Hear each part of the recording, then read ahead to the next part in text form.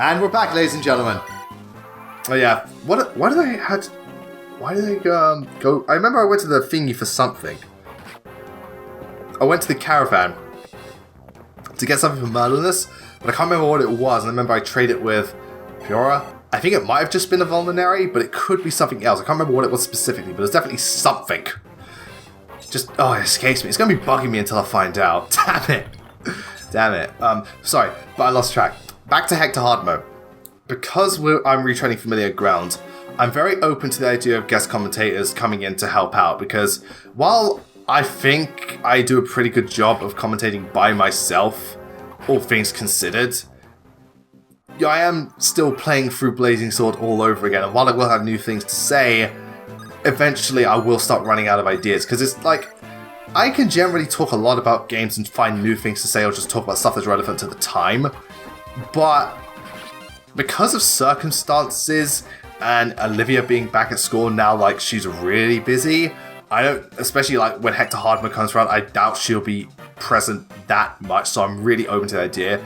Like, I don't know if Zane's watching this, I haven't asked him about it, but I'd be totally open to him coming back. And if anyone else is interested, I'm perfectly happy. It doesn't have to be for the whole playthrough, it could just be for one part. I found that would kind of make it more interesting, because we have different people talking each time, we can all get different perspective on stuff. Because also, having guest commentators, not only do you talk more about Fire Emblem, but there's more to do with general topic of conversation, because Zane and I just like to generally talk about stuff, like we talked a lot about Breath of the Wild before.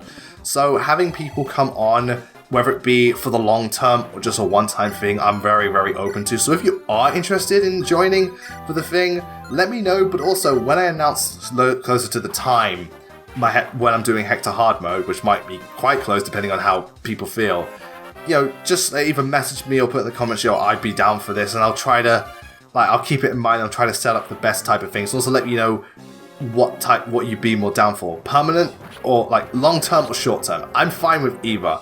But, I'd also like to see, because a lot of you do have a lot of things to say about Blazing Sword. Most of you really do enjoy this game. I've seen a lot of comments, people saying this is one of my favorite family games, and I really like this. So I think it'd be cool to get lots of people on just to celebrate, just go on about how wonderful this game is. And also like to see people's take on Hector Hard Mode, people's opinions towards it, because it's also going to be interesting to see, how the game plays out, considering with Hector Hard Mode, not only is it harder and the level change is different, but one thing I've noticed is that the game, I think for most chapters you're only allowed about 10 units. I'm like, really? Only 10? Jesus. Makes me dread Night of Farewells, I'll tell you that much. That chapter, it may not be the worst out there. Well, worse in this game, yeah, but when I'm talking about the whole series. But Jesus Christ, man, 10 units only? Oh, get me my mounted people. So, yeah, I'm also for Sacred Stones, I'm not opposed to the idea as well. I'm not as thing, because Sacred Stones is just more for me to talk about, and stuff like that. It's a new game. But, if people want to be on Sacred Stones as well, and God, Raven, you are something else. Critting with the 7, he lost Fire Emblem 7. Damn right you love Fire Emblem 7, Raven. Damn right you do. Yeah, quite a bit of arena thing, but it's only because, that's such a good level up. But it's only because, again, they're nearing the end of the thing. If they were lower leveled, then I wouldn't bother, or, stuff like that. It's just because, look, you capped his speed. Very nice. So yeah, if Sacred Stones, I'm open to the idea as well. Just let me know. I don't guarantee anything for Sacred Stones, but if you are down for Hector Hard Mode, then there's a very good chance of you joining. And I'd very much appreciate it. I'd love to talk with people and just get them in on it. I think it would make for some very fun banter. Just all share our Fire Emblem experiences. Because some of it will be on repeat, because my plan is to do the whole thing where I don't just show off the Hector only chapters, I play through the whole thing again, because we have to see how much harder it is. Also, I'm using a completely different team, and I'll get back to that point in a second. And it's just going to be and I think if it's only the Hector exclusive chapters, it's not going to be that long of a Let's Play. I mean, granted, those chapters can go on for 2 parts or more, or I'm trying to think, or because it's harder, I have to take my time more and be more cautious. But generally, it is kind of the same thing, So yeah, I'd very much appreciate people coming on board to join me on that. This is the reason why we like Let's Plays. We like to sit down, watch, discuss the game, share our experiences, and just watch the mayhem unfold. And I really enjoy doing Let's Plays. They're a lot of fun. And I like them because they're just a really nice break from the usual stuff. Because as much as I love making videos for the main channel, like I really do love making it. And it is a lot of fun. By the time, they can definitely tire me the fuck out, especially big projects. Like, even though most of the time they do turn up good, sometimes like my wrist really starts to hurt when working on stuff, and I'm like, how the hell did you miss a 92? You know, as much as I praise Blazing Swords for having better RNG, this playthrough is not helping at all. This is like the one time Blazing Swords RNG is decided, yo, fuck it, I'm gonna be like Binding Blade. It's a weird thing, but what the hell.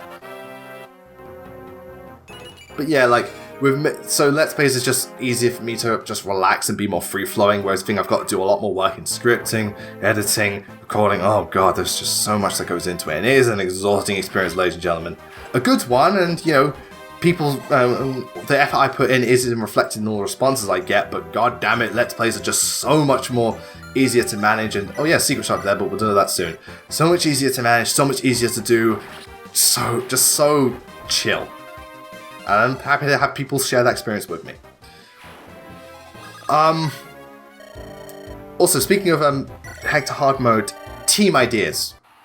That's something I'd like you guys to suggest to me, because, like I said before, the game kind of, and oh boy, Raven's I would say he's at a disadvantage, but that guy has a kind of low hit rate, and Raven's doubling, so that's nothing to really be concerned about.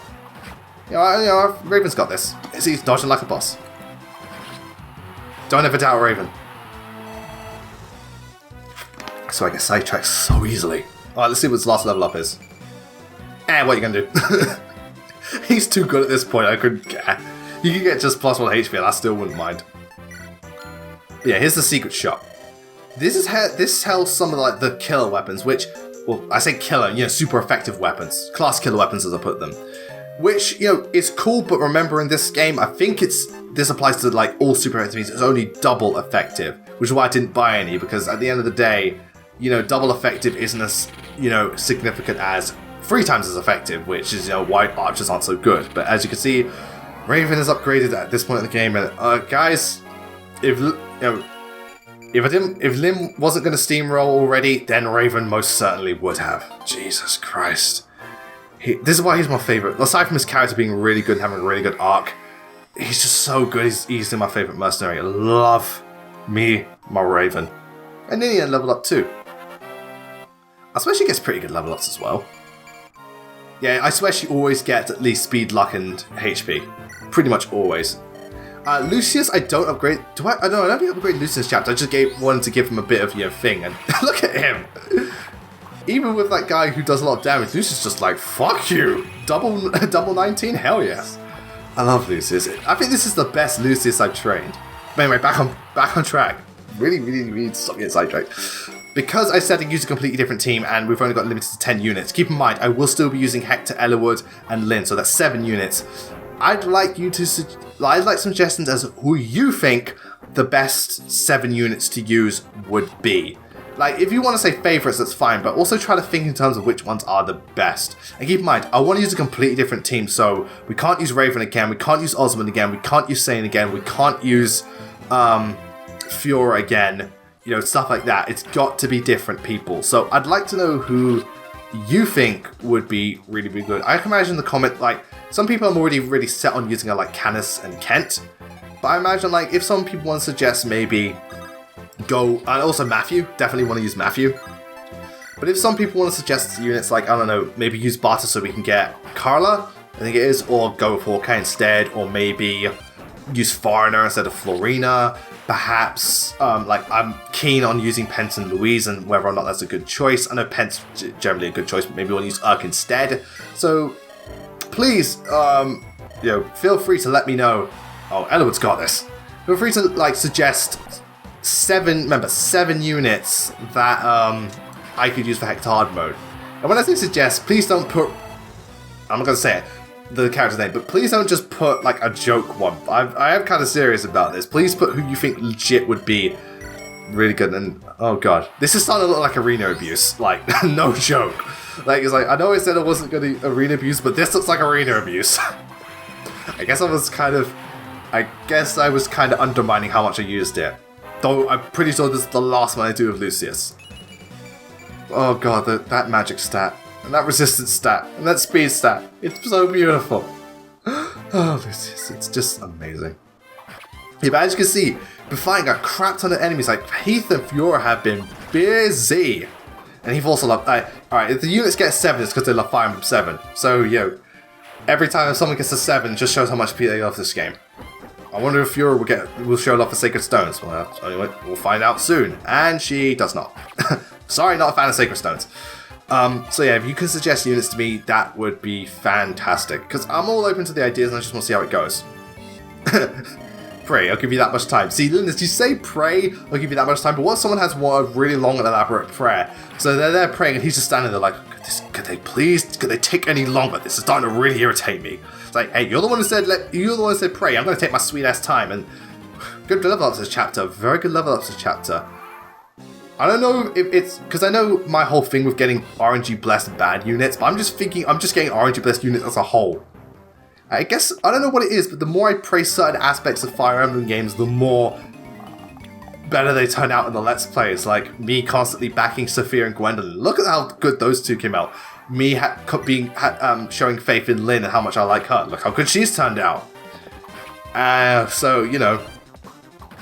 So why do I get the feeling when we get round to Conquest and how I defend it as one of my favorite Fire Emblem games, everyone's like gonna get so RNG blessed.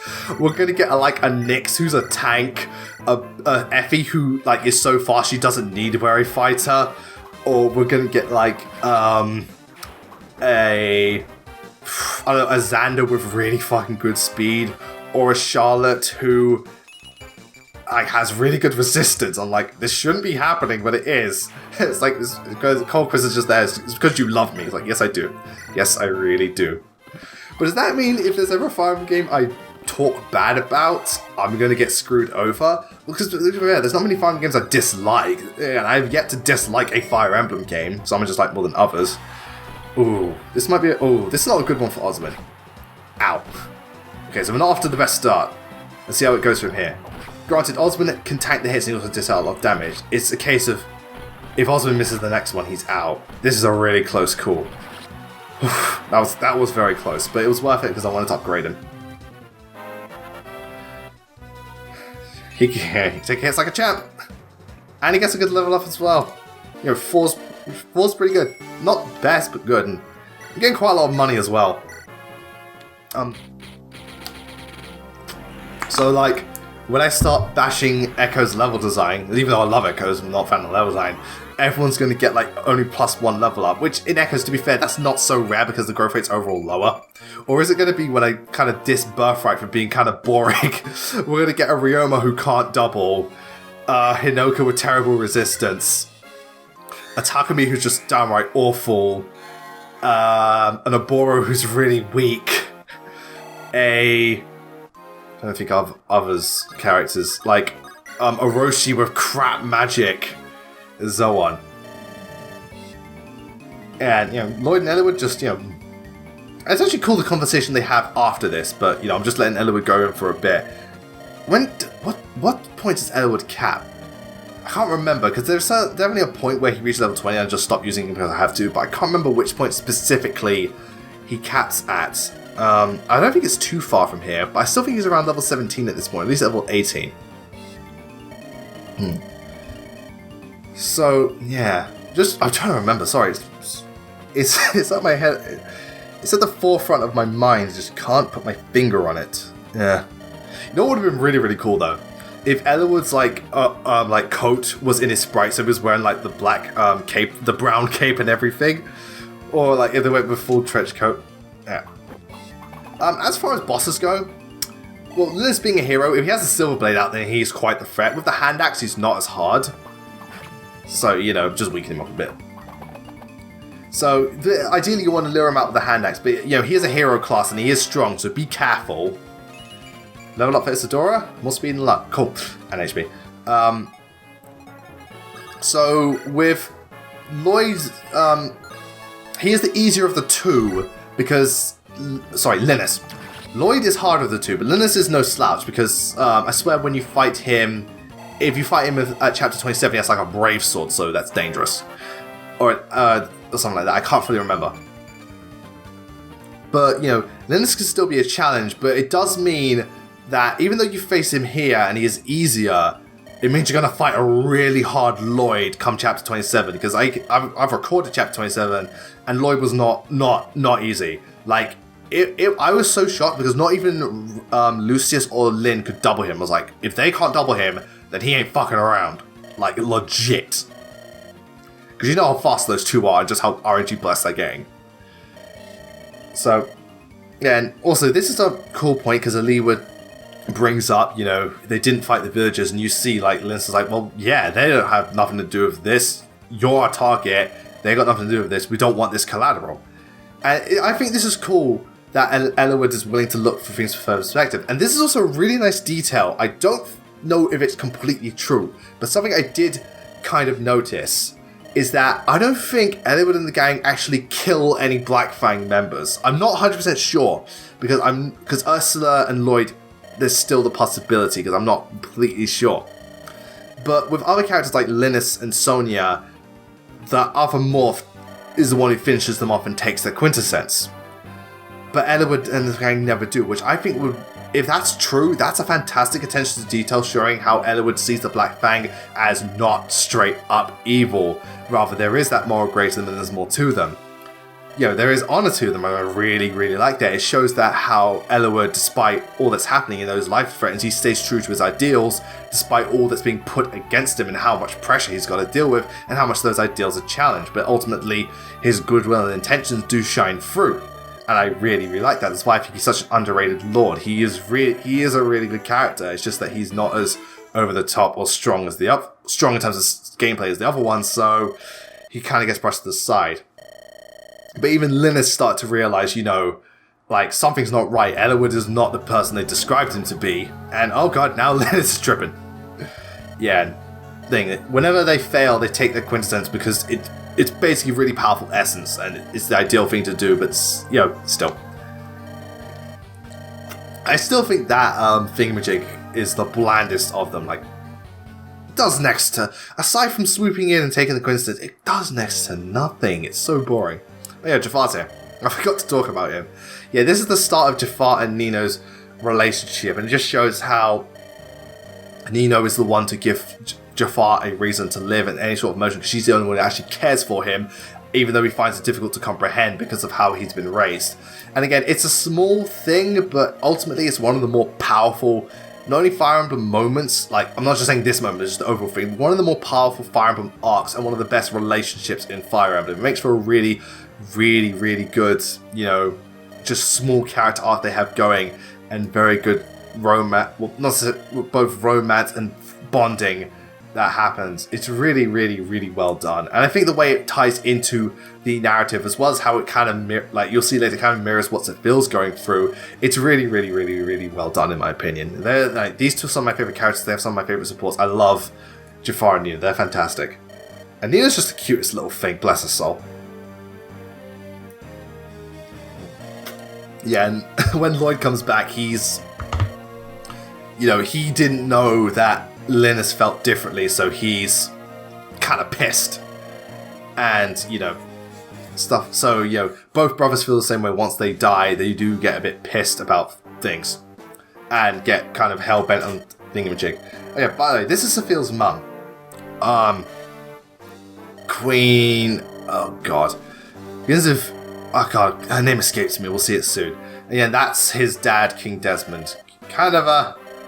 he definitely has that kind of big king, like, not wise face, but like slightly elderly, pampered face.